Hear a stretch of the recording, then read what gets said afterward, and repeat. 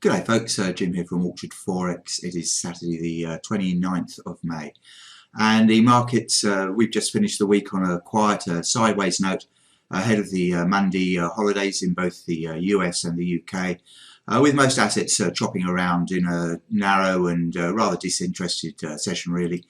The coming week, looking ahead, sees various points of interest. We'll take a look at the calendar at the end of the video.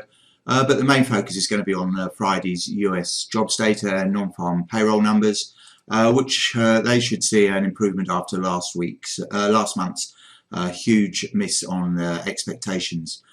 As for Monday, I'd expect a pretty quiet start to the week in the absence of the US and the UK, with just the Chinese manufacturing and non-manufacturing PMIs really to get things going. Having said that, we'll jump straight into the charts to see if we can see any immediate opportunities to be had, starting as usual with the dollar index. And here we have a daily chart of the dollar index. As you can see, we finished the week pretty much at 90 the figure, having formed a bit of a base just above this previous low here, the January low. So we're finding some support down here. Around this 89.5 level. We haven't really bounced all that strongly. We did get up to 90.45 on Friday when we saw a bit of a spike down in the euro. That spike quickly reversed. We never really tried to get back into the channel that we've been watching here for a while.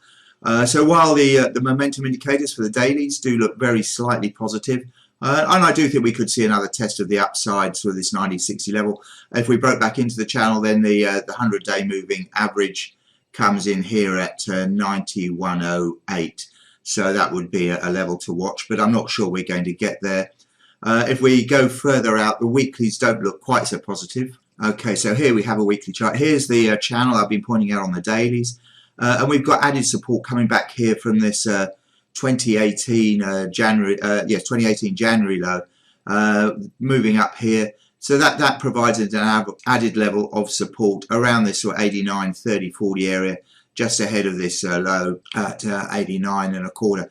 If we go through this level, then I think we head back down to this previous low here, which is at 88.25.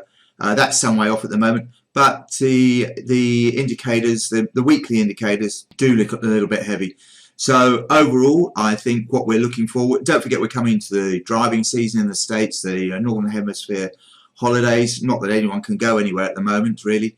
But I think we're going to remain fairly choppy for the next month or so, with a mild downside bias, but not really doing too much. So it could be one for the scalpers that basically choose a range, particularly in the euro, I think. I'd be surprised, really, if we go much under 120.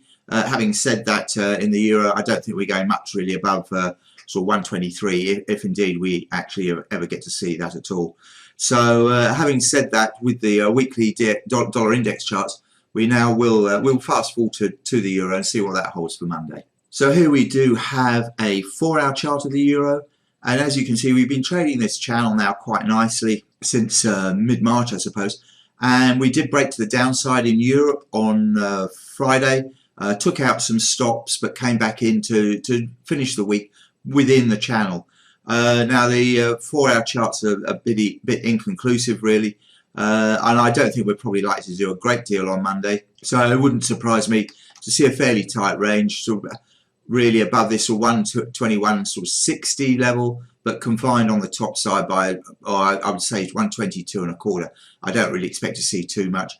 As we move forward to the dailies. Now the dailies are beginning to look a little bit toppish. They might be rolling over. So I think we need to be prepared for a little bit of downside. If I'm wrong, then this high here, this 122.70 level, that's going to be the next test, and above which we can go back to this 123.50. Doesn't look likely this week, particularly ahead of the non-farm payrolls. And for the time being, as I just said with the dollar index, it wouldn't surprise me to see a bit of a test of the downside. And as far as the euro is concerned, that 100-day moving average comes in at 120.40. So I think that's a level to be to watch out for, which is where I begin to start looking to reinstate a long position. And I think the 200-day moving average is at 119.70. I'd be looking to stop myself out below there. I think if we do go down there, then I think we can, if we break that, we can go back to 118.70, which ties in with this support here. Don't think we're going to do that. I prefer to look to buy it, to start legging into a long position here, looking for the next leg higher, which I say as I think will come, but it's going to be a long and slow and choppy process. So that's my outlook for the year. As far as Mondays goes, well, like I say, I think if we go back to the 4 hours, pretty tight range. I don't think we're going up much under also this 121.60 level, and I don't think we're going much above 122.25. More interesting as far as the euro is concerned, there's not an awful lot of data out of the US early in the week, but the German and the EU CPI will be released midweek, Tuesday and Wednesday I think it is, so there's something to keep an eye out for. Moving forward to dollar yen. Now I'm not really involved in dollar yen at all. It did break briefly above 110 on Friday, but it came back to close at 109.80, and as you can see we've just had this prolonged sideways trade with a bit of a rally here, but that didn't last very long. And we're really not too far from the pivot point even now. So the 4 hour charts are actually overbought, turning lower, and suggesting that we could actually come back towards this pivot point, which is about 109. If we could easily see that, I think, on Monday, Tuesday. So I wouldn't be getting too involved. As far as the longer term charts are concerned, daily's not telling us anything, maybe pointing a little bit higher. The weeklies are pretty flat. They're not, let me blow that up, they're not really showing us an awful lot either. The 200 week moving average, that's at that sort of 108.70, 80 level. So as far as I can tell, I think we're probably likely to stay fairly close to that in the weeks ahead. Sterling, we had this interesting move a couple of weeks ago, this sort of kind of double bottom with the neckline here, broke above it. And ever since then, we really traded above the neckline, but below this previous high here from way back in February. And for the time being, I suspect we're probably going to continue to do so. The 4 hour charts are not really telling us anything. The dailies are also fairly flat. So I suspect we're probably just looking to range trade. And I think I would do that. I'd be looking to sort of sell it at sort of above 142. And I'm be looking to buy it back down towards 140, and I think maybe just under 140. Just trade that range, I think, for the coming week, at least until the non-farm payrolls. We might get something more directional then, but until Friday, that's kind of what I expect. The Aussie, okay, here's a 4 hour chart of the Aussie, and as with dollar yen, we've had this sort of pivot level that we've stayed close to for a while now. And we've finished not too far from it. Now, if anything, the Aussie actually looks a little bit heavy to me. I'm not sure if this is a shoulder ahead and a second shoulder here, looking for a move down. From here, the top to the neckline is about 200 points. The neckline's at sort of 76.90. So that would take us down to about 74.90, 75 figure if it turned out to be a head and shoulders. And that would be an objective. Personally, I still like to kind of buy the Aussie because I think as the world comes out of the pandemic situation and global activity, economic activity looks to build, I think the Aussie should see some fairly solid demand. If we move forward to the daily charts, now here the daily charts are a little bit messy, but we're finishing close to the 100-day moving average. That comes in about 77.25. That's the blue line here. If we did see a low down to 76.75 on Friday. Now that's going to provide some interim support, but if we do go through there, the 38.2% level of this rally here is down around 76.20, and if we actually go through there, the 200-day moving average is around that 75.05 level. Now we could see it down there, but overall I do prefer to look to buy dips, because eventually I think we're going to head back higher. 78.20 is very solid resistance now. If at any time we do take that out, then I think we're heading back towards 80 cents. In the meantime, it's probably going to just remain pretty choppy, but my overall preference in the short term is for the Aussie to head a little bit lower. Medium term, look to buy any weakness for a next leg up back towards that 78 cent level. That's probably about it for the currencies. We're going to have a quick look at some of the commodities and the stock market indices. I'll start off with gold here, which I really like over the long term. We did see a bit of a dip back on Friday, back to sort of 1880, but finished on the right side of 1900. That's allowed some of the 4-hour charts to kind of correct their slightly overbought situation. We do have a bit of bearish divergence side. I wouldn't get too carried away with gold early in the week, but longer term I really like gold. I think it's potentially going a lot higher. As far as the daily charts are concerned, we are becoming slightly overbought, and it may be that we need to chop around here for a while. The 200-day moving average is down at around this sort of 1840 level. That's some way off at the moment. I don't think we're going back there. But in the meantime, we're having broken out of this channel that we sat in for really quite a while. That should also provide support down around the 1840 level. If we ever see it down there, I think it's a great buy, because I do think we're going higher over the longer term, and I'll show you why there in a second. But for the time being, I'd probably look to trade between sort of 1920 on the top side and 1880 on the downside. Moving forward to the weeklies, and I've just got to go to a different software for that. Okay, so here we have a weekly chart of gold. Now, those of you who watch my videos regularly have seen this before. Those who haven't, you should go and Google cup and handle formation, technical formation, and basically we've got this is the cup and the handle, and the idea is that from the base to the neckline we can potentially move the same again. And now if that's the case, this could take us back about $3,000 an ounce. This is a long-term chart, it's a weekly chart, so don't get too excited. But if you go and Google how this works technically, we do seem to be breaking in the top side, and I think our first port of call, well, for a start, we've got this previous all-time high here back at 1920. That's not going to be easy to break. If and when we do break that, then I think we can look at moving back up to this resistance here, which comes in about 2080, 2090, and if and when that goes, then I think all bets are off, and I think we can head sharply higher. The weekly charts are not overbought. In fact, they did become oversold. So I really like this position, and I'm trading long gold myself on the back of what I see here. As I say, it's going to be a long term thing, and it might not be. It might be months or even a couple of years before we saw it at $3,000 an ounce, but that's generally my way of thinking of it. And of everything that I see at the moment, it's the thing that I really like the look of. If inflation does start to take off in the States and the central banks are behind the yield curve, then that's only going to underpin gold and help push it higher, and possibly faster than we expect. So anyway, it's worth keeping an eye on.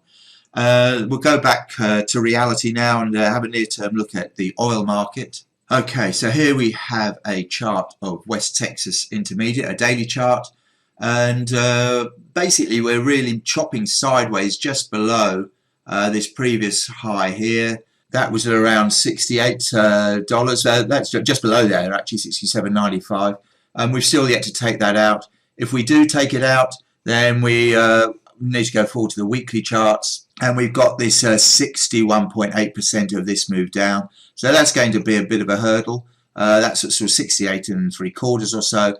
Beyond there, though, we can go back to this previous high here, and that's sort of $76, $77 a barrel. I suspect this is the general direction of it. I think it's going to be pretty slow, though, and I would be looking to trade from the long side. If we do see a dip, well, the 55-day moving average, that's around sort of just under $63 at the moment. And then we've got this rising trend to support, and the daily moving average just above sort of just above $61 and moving higher. So I wouldn't be too involved. The daily charts not telling us a great deal. They are pointing a little bit higher, but the RSIs are running out of steam. I think there's better things to trade than oil at the moment. But if we do see it break this sort of 68, and particularly a 68 or 70 level, then on a closing basis, daily closing basis, then I think we can start moving higher. Not sure we've got the legs to do that yet. Wait and see. The non-farm payrolls may tell us something different on Friday. But in the meantime, I think I'd be looking to buy dips, but without getting too excited about it.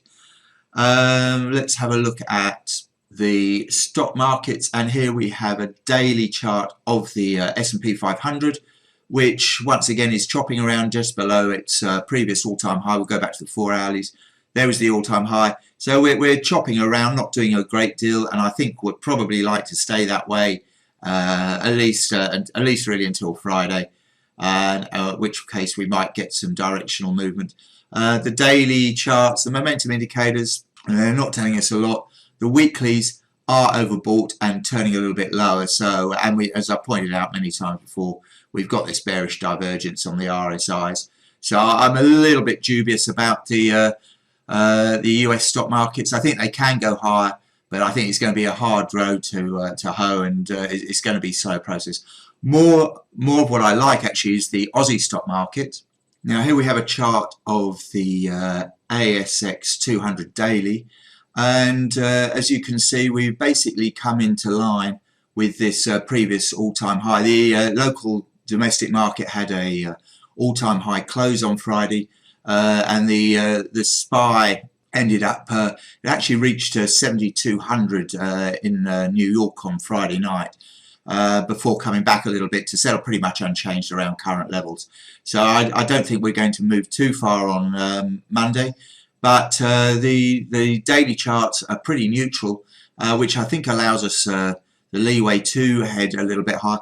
Now if the Aussie dollar comes lower, then that will underpin the Aussie market, and we might see, I don't know if we've got, this is a wedge here that we're trading in, but if it is this this market, this up here is it's around 72.30, I think, probably. If and when we ever move above this sort of 72.30 level, then I guess we can head on towards 7,300 and possibly even higher, but that really depends on how the US indices travel. And in the meantime, I'd be looking to still trade it from the long side, but I'll probably keep my stops fairly tight. On the downside now, well, as far as we're on the dailies, the 100-day moving average is way lower. That's at sort of 68.5. So if we come back home to nearer levels, and assuming that this 7,200 level does cap us for the time in the short term, I guess we can go back down towards these highs here, so 71.30.40, and below there, this neckline that I was watching, that's at around 70.60. Personally, I would be looking to buy dips still, although the 4-hour charts do tell us we could be a little bit heavy to start off the week. I'm not really sure. I don't expect an awful lot early in the week. We have got the RBA on Tuesday, but I don't think that is going to tell us anything we don't already know, apart from the fact that you know, their statement is going to say that they're going to continue to support the economy come what may, and there could be some vague talk of tapering. But really, I think the RBA seem to be following pretty closely what comes from the Fed, so I don't expect anything too great. But it might see the stock market come a little bit lower. Personally, I think it provides a dip if and when we do see it back towards or below 7,100 now. So that's about that. And I think that probably covers it for this week. We're just going to have a quick look at the calendar. Okay, here we have the calendar, and for Monday the 31st, we start off with, we've got the Chinese manufacturing and non-manufacturing figures, and then from Europe, Monday is the German CPI. I thought that was Tuesday, but it's actually the CPI on Monday, so we might see a bit of action in the euro from that. Then on Tuesday, we've got some secondary Australian data ahead of the RBA decision. As I say, I don't think we're going to see an awful lot come from that. And we've also got, later on, we've got the EU CPI, which the core looks like it's expected to be 0.9%. So while the headline figure at 1.9. Tuesday does see the ISM as well, so the manufacturing ISM. So that could see a bit of movement as far as the dollar is concerned. And then later in the week, on Wednesday, sees the Australian Q1 GDP. Should be a fairly positive number. The capex last week was well above expectations, and that'll provide a positive input into the GDP figure. Elsewhere, there's not an awful lot through the day. Thursday, we've got the some of the PMIs coming out. First, starting off with Australia as per normal, we've also got the Aussie trade balance, and then we've got the services and composite PMIs throughout the day. And then later on, we've got the ADP number, which apparently is looking to show an increase of 545,000 jobs for the month of May. And that will come ahead of Friday's main event, this being the non-farm payrolls, ahead of which we've got the EU retail sales by the looks of it. And then we've got the unemployment data here. The number expected is 621. And the unemployment rate is expected to fall to 5.9 from 6.1%. So that looks to be about it. There's a fair bit of activity during the week. It might be fairly choppy. I think there's going to be plenty of opportunities, certainly. So we'll have to wait and see. But until next week, we'll leave it there and have a good week's trading. Cheers.